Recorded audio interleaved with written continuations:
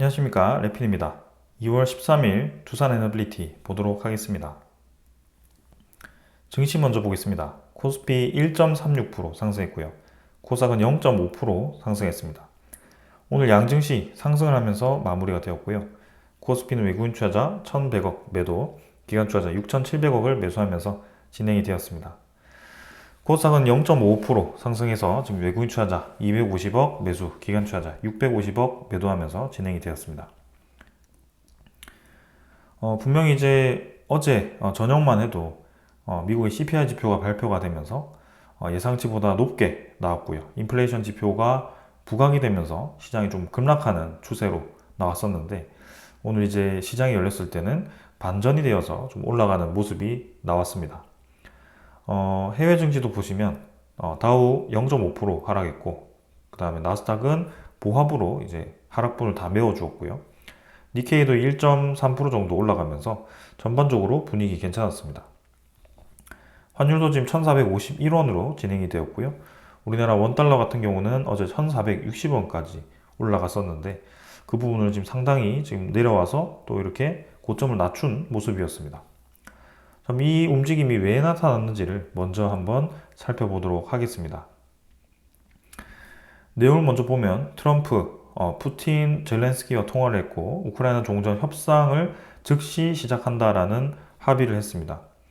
그래서 푸틴과 상호 방문을 포함해서 긴밀 협력을 하겠다라고 하는 거고, 분쟁 원인을 이제 푸틴은 제거하겠다라는 거고, 그다음에 푸틴과 통화 직후에 젤렌스키와 또 통화를 해서 종전과 평화 구축 호응을 끌어냈다라고 합니다. 그래서 관계 개선이 좀 되면서 이제 좀 계속 부담스럽게 작용하던 그런 전쟁에 대한 움직임들이 해결이 되는 모습이고요.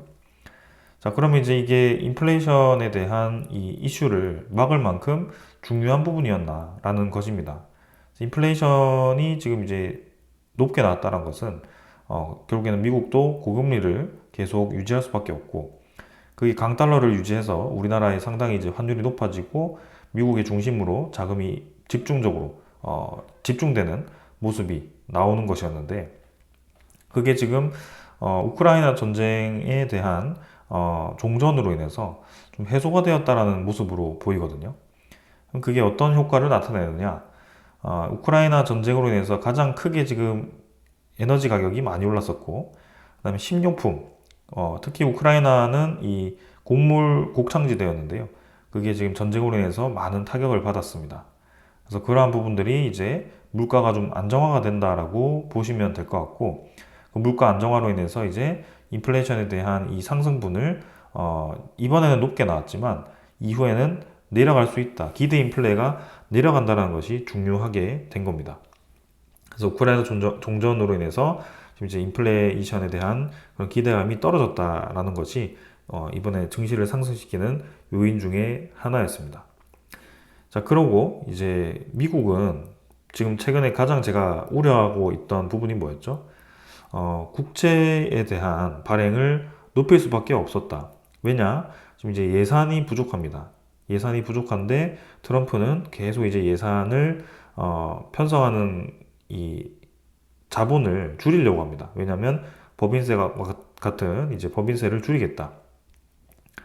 그래서 법인세를 줄이면 예산이 점점 줄어들 텐데 그거를 국채를 발행해서 메워주는 방법밖에 없었습니다. 그래서 그 부분이 상당히 지금 부담스러울 수 있었는데요.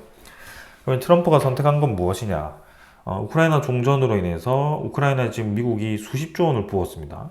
근데 거기에 대한 이제 전쟁 자금을 이제는 아끼겠다라는 것이고, 그 예산을 다시 전쟁에 대한 우크라이나 지원보다도 이제 전쟁 물자에 대한 예산보다도 이제 우크라이나가 종전을 하게 되면 거기에 대한 재건, 그죠? 재건 테마가 움직일 수 있습니다. 아무래도 미국이 가장 많은 이제 지원을 해주었기 때문에 미국 기업들 중심으로 해서 수혜를 볼 가능성이 크고요. 그리고 우크라이나 내에 있는 그런 이 에너지, 그죠? 에너지를 미국 쪽에 또 유리하게 활용할 수도 있는 그런 상황일 겁니다.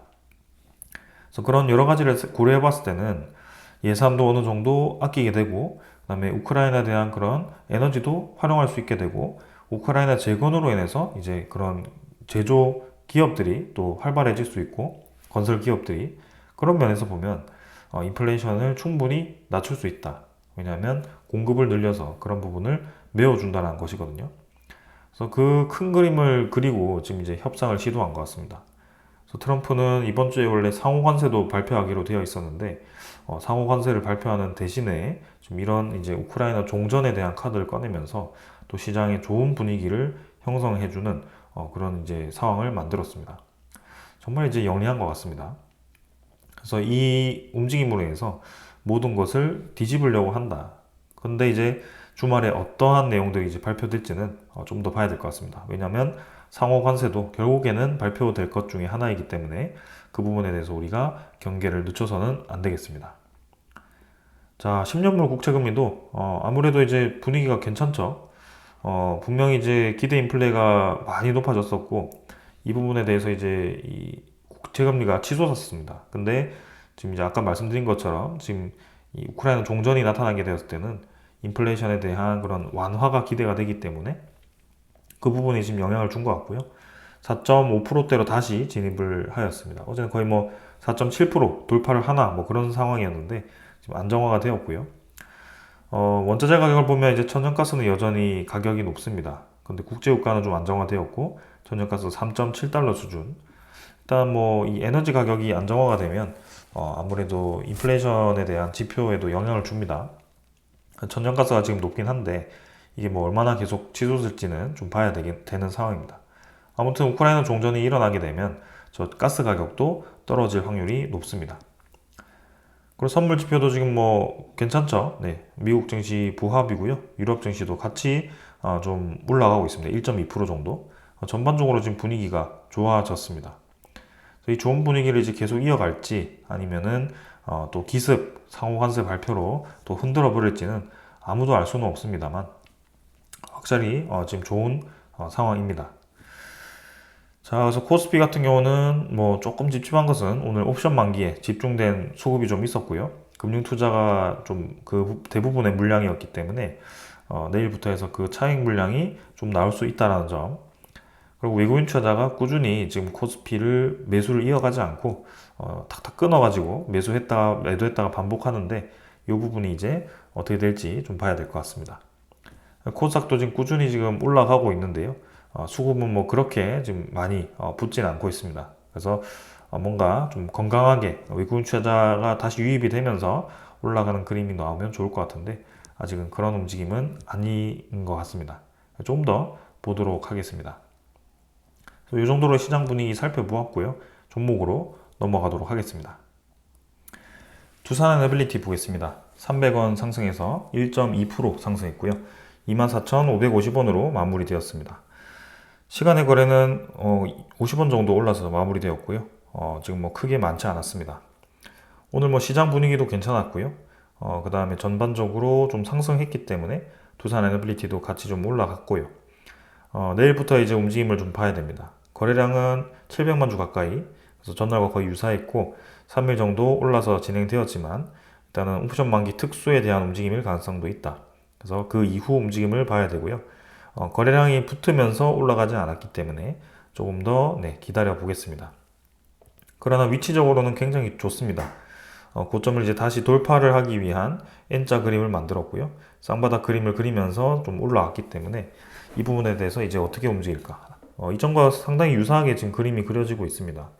이전에는 이제 웨스팅하우스에 대한 소송이 해결되기 전이었고, 그때 이제 그런 소식으로 좀 떨어지기도 했고, 그 다음에 우리나라의 불안한 정치 상황으로 좀 떨어지기도 했는데, 그 부분은 결국에는 다 메워주면서 다시 동일한 자리가 왔고, 이번에 그 돌파를 했습니다.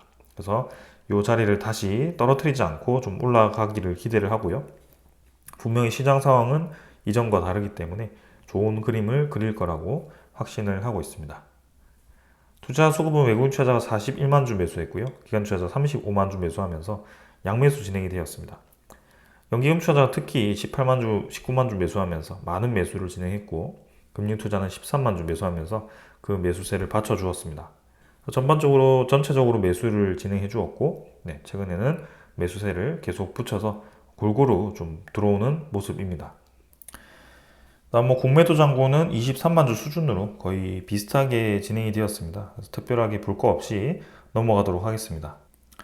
그 다음 대차 잔고고요. 대차 잔고는 이제 최근에 늘었던 대차 잔고가 다시 좀 줄면서 130만 주 상환이 되었고, 최근에는 55만 주, 한 80만 주 정도 차이가 났고요.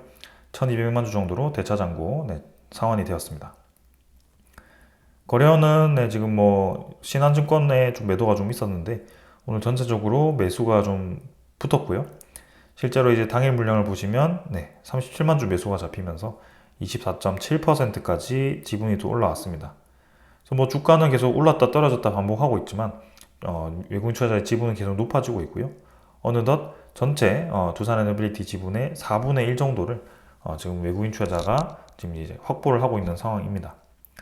계속 지금 이제 매수를 하고 있는 추세이기 때문에 이대로 간다면 30% 이상 외국인 투자자가 두산에너빌리티를 확보할 수 있을 것 같고요. 이제는 코스피에서 꽤 비중 있게 이 상승을 하지 않을까 그런 생각도 합니다. 그래서 이 정도로 한번 보았고요. 기술적인 부분은 넘어가도록 하겠습니다. 오늘 소식들을 좀 전달 드릴 건데요. 먼저 전해드릴 소식은요.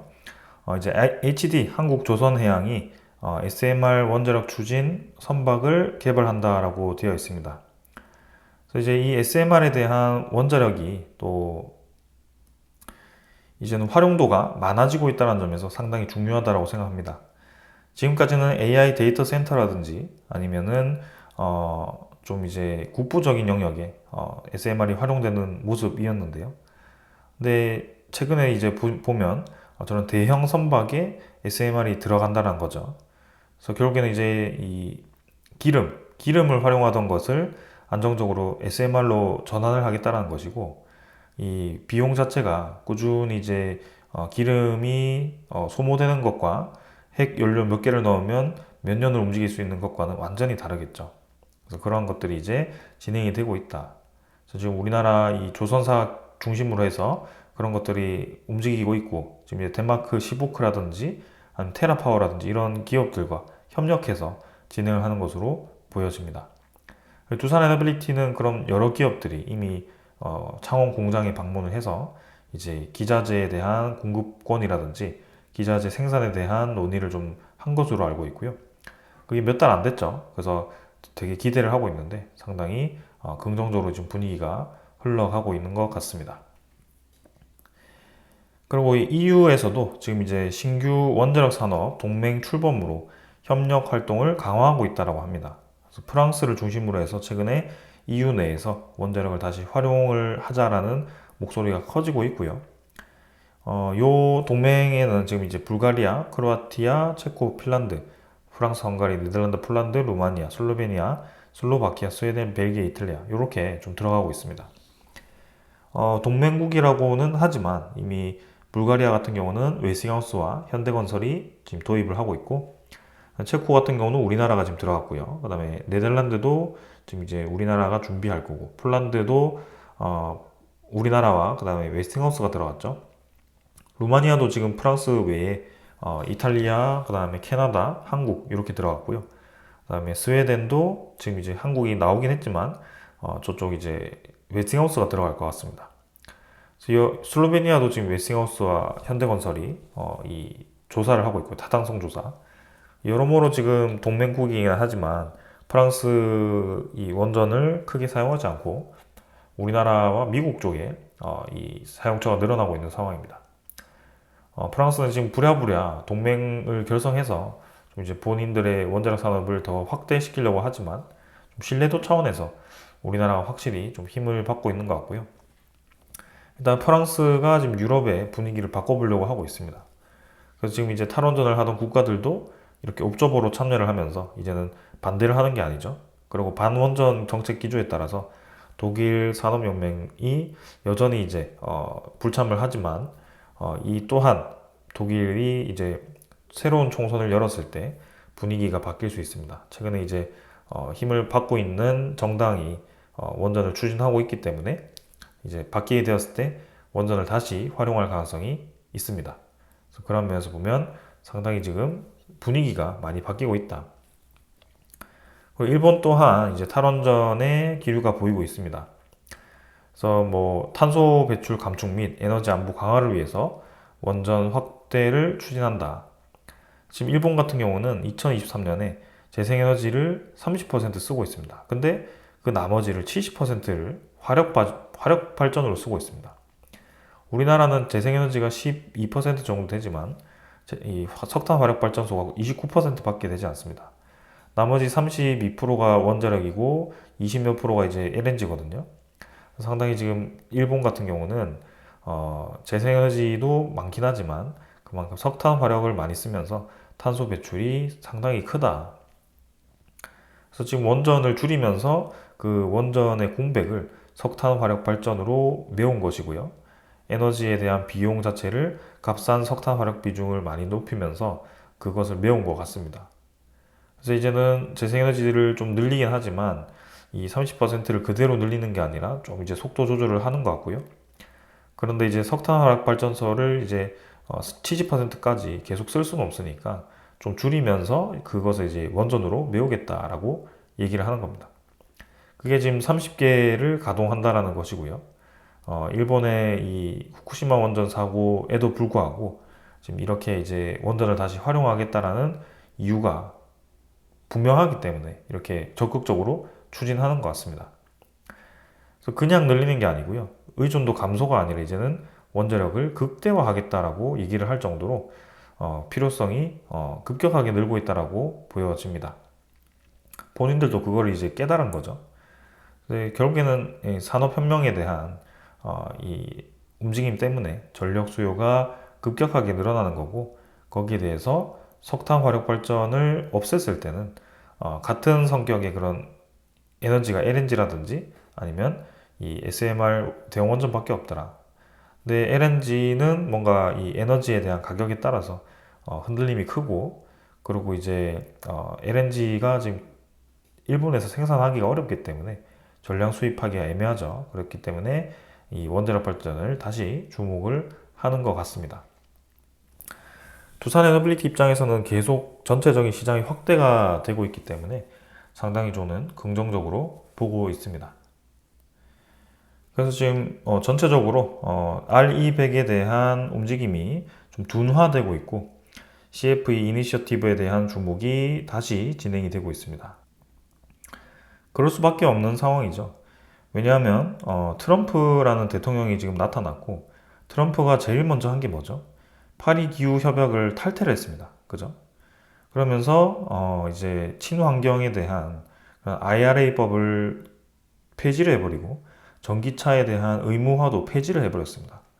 친환경이 아니라 이제는 경제성을 따져야 된다라고 본인이 언급을 하였고 그 경제성 중에 하나가 LNG라든지 원전을 활용해서 에너지를 안정화시키겠다. 그리고 석유를 사용하겠다라고 얘기를 하는 겁니다. 이 석유는 뭐 전체적인 이제 글로벌에 대한 공감을 얻기는 어렵겠지만 분명히 원전에 대해서는 지금 이제 필요성이 있습니다. 단순히 이제 경제성도 좋긴 하지만 이제 이 에너지에 대한 그런 효율이 중요한 상황인데요. 왜냐하면 데이터 센터와 같은 고전력을 먹는 이제 요소들이 많아지는데 그 주변에다가 뭐 태양광이라든지 해상풍력을 마구마구 깔 수는 없거든요. 그게 이제 전력 효율이 떨어지게 되면 데이터 센터에 대한 전력이 불안정해지고 그것 또한 이제 막대한 타격이기 때문에 그 안정적인 에너지를 생산할 수 있는 석탄을 대신할 수 있는 에너지원들인 LNG와 원전을 적극적으로 활용하겠다라는 것이 이 트럼프의 이 의도이고 그다음에 그 밑에 이제 에너지부 장관이라든지 뭐 머스크 이런 빅테크 기업들의 CEO들도 다 이렇게 바라보고 있습니다. 미국이 아주 큰 시장이 열리게 되었고 거기에 두산 에너빌리티가 이제 가장 큰 수혜주 중에 하나로 지금 이제 주목을 받고 있는 상황입니다. 상당히 이제 좋은 상황이죠. 그래서 결국에는 이제 재생에너지를 공격적으로 늘리던 그런 국가들 입장에서는 좀 뜨끔해졌습니다. 왜냐하면 왜 다들 늘리기로 해놓고 안 늘리지? 라는 이제 물음표를 가질 수밖에 없고요. 그렇다고 재생에너지를 늘렸더니 경제성이 확보가 되고 그다음에 에너지에 대한 안정성이 확보가 되었느냐? 그게 아니죠. 왜냐하면 경제성이 왜 확보가 안 됐느냐? 결국에는 재생에너지에 대한 생산 불안정성 때문입니다. 결국에 효율이 안 나온다는 거죠. 깐 만큼 내가 설치한 만큼 효율이 나와야지 그게 이제 경제성이 확보가 되는데 내가 설치를 했더니 그 중에 30%밖에 효율이 안 나오더라. 그럼 당연히 불안정한 거고요. 그리고 시간대별로 생산량이 너무 다르고 계절별로 너무 다르다. 그 또한 안정성이 없다라는 것입니다.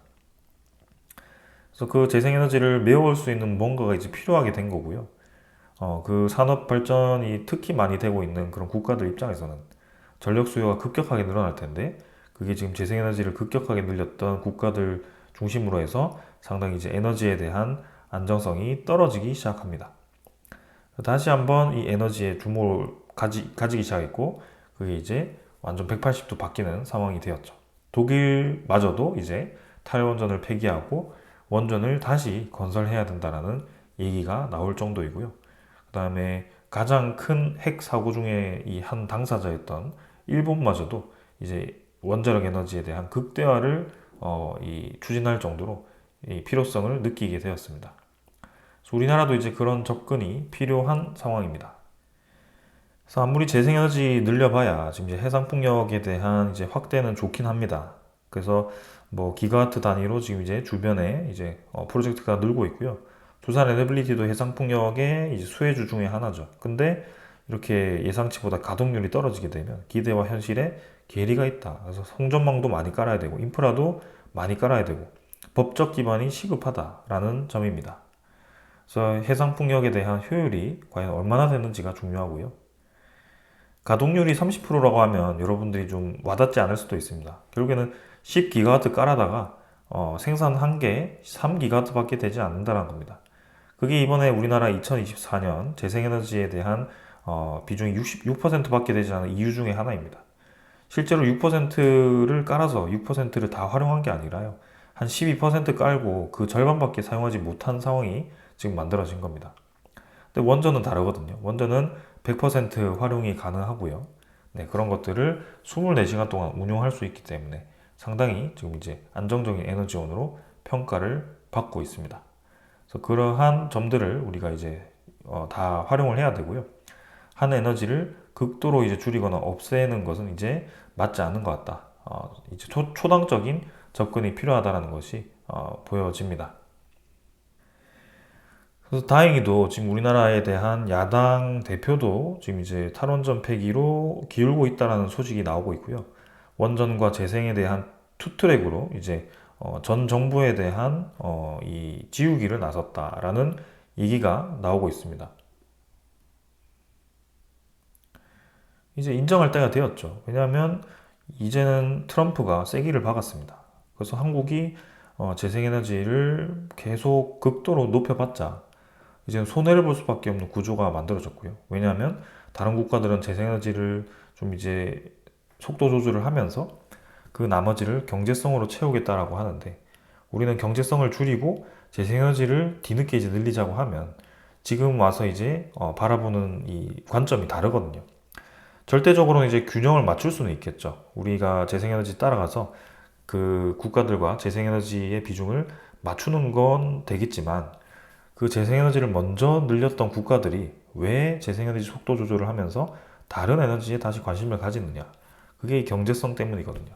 그래서 요거를 우리는 거꾸로 하고 있었다. 근데 이제 그게 다시 제자리로 돌아오는 느낌이고요.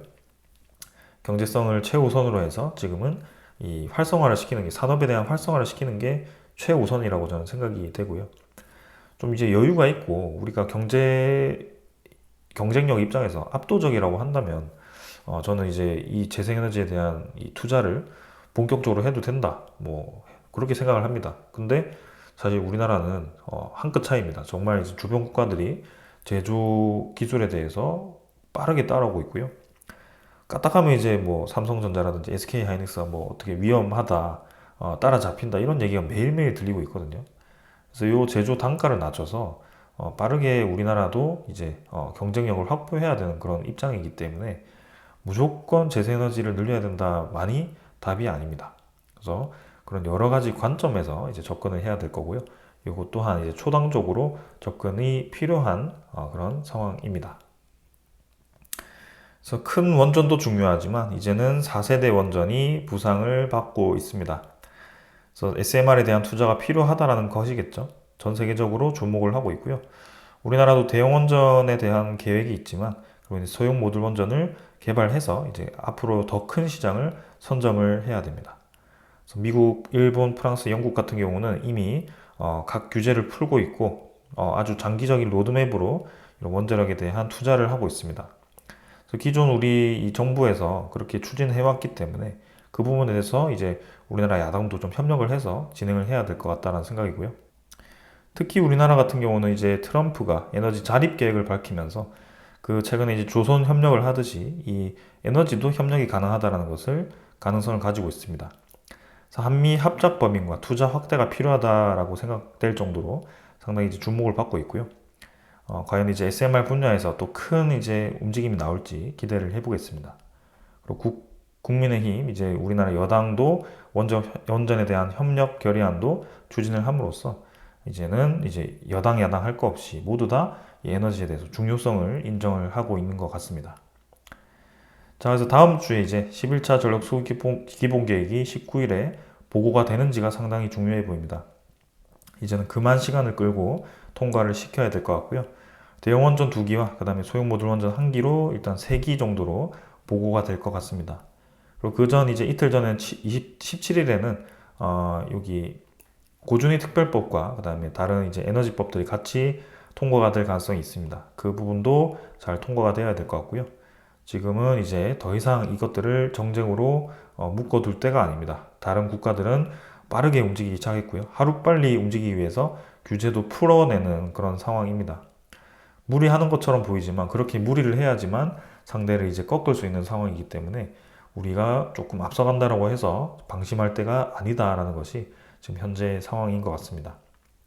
그래서 이러한 부분들을 다 주목을 해야 되고요. 그리고 두산 에너빌리티는 이제 월요일에 실적 발표를 합니다. 그래서 금요일이 아니라 월요일에 하는 걸 봐서는 뭔가 실적에 대한 그런 뭐 큰 나쁜 건 없을 것 같고요. 아무래도 밥캣에 대한 실적 감소로 좀 이제 전체적인 연결 실적은 떨어지긴 하겠지만 뭐 크게 나쁘지 않을 거라고 보여집니다. 그리고 이제 최근에 이제 두산 에너빌리티가 운전 자본에 대한 투자 확대가 필요하다라는 소식이 좀 들려오고 있는데요. 아무래도 밥캣에 대한 실적이 좀 좋지 않고, 그다음에 최근에 이제 대규모 자금 편성이 실패를 했기 때문에 좀 그런 부분에서 새로운 SMR 건설이라든지 이런 이제 투자 자금이 좀 부족하다라는 평가가 있습니다. 그래서 거기에 대해서 투자금을 어떻게 확보하는지가 중요한데요. 일단 유상증자에 대해서 다시 한번 언급을 드리자면 유상증자를 하기 위해서는 두산 에너빌리티의 대주주인 두산 지주사가 적어도 이제 30% 이상의 지분을 가져야 됩니다. 그래야지만 이제 법적인 이제 대주주가 되는데 지금 유상증자를 하게 되면 30% 이하로 떨어질 수밖에 없습니다. 그래서 구주주 유상증자는 되지 않고요. 만약에 한다고 한다면 두산이 직접적으로 두산 에너빌리티에다가 3자 배정 유상증자를 할 수 있는 방법이 있습니다. 그 또한 이제 주식수를 늘리면서 진행하는 거기 때문에 조금 이제 좋은 방법은 아니라고 생각이 됩니다. 그래서 이제는 주식이 너무 많죠. 그래서 그런 부분을 좀 줄이도록 노력을 해야 되기 때문에 일단 그 방법은 맞지 않고요. 그렇다면 이제 지금 이제 1,500억은 체코의 두산 스코더 파워를 상장시킴으로써 확보를 했고, 그 다음에 700억은 곧 두산 밥켓으로부터 배당금을 받으면서 확보를 할 겁니다. 그래서 그 나머지를 이제 어떻게 구하느냐? 뭐 두산 큐벡스라든지 이런 것들을 매각함으로써 또 수천억을 확보를 한다면 당장 이제 이 단기간에 공장을 짓고 투자하는 거에 대한 자금은 다 확보가 되지 않았을까라는 생각이거든요. 그래서 조금 기대를 해보겠습니다. 자, 그리고 다음 주 이제 일요일, 월요일에 또 체코 산업장관이 찾아와서 이제 체코 본계약에 대한 마무리를 할 것 같습니다. 그래서 그 마무리 단계에서 본계약을 확정 짓는 건 아니고요. 그 계약에 대한 아무래도 구체적인 스케줄이 나올 것 같습니다. 그런 것들도 좀 기대를 해봐도 될 것 같고요. 주말에 이제 트럼프의 또 기습적인 변동만 아니라면 다음 주도 무난하게 올라가지 않을까라는 기대감이 있습니다. SMR 파운드리, 그다음 가스터빈에 대한 그런 이 기술력을 중심으로 해서 두산 에너빌리티는 계속 주목을 받을 것 같고요. 최근에 조선주, 방산주만큼 못 올라가서 좀 아쉽긴 했지만 이제는 차례가 다가오고 있다라고 봅니다. 본격적인 AI에 대한 활용도가 높아지면서 빅테크들이 투자를 했고 거기에 대한 이제 구체적인 실적이 나오면서 좀 올라갈 차례인 것 같고요. 두산 애너빌리티 3만 원 이상 또 더 쭉쭉 올라가기를 기대하면서 오늘 여기까지 하겠습니다. 감사합니다.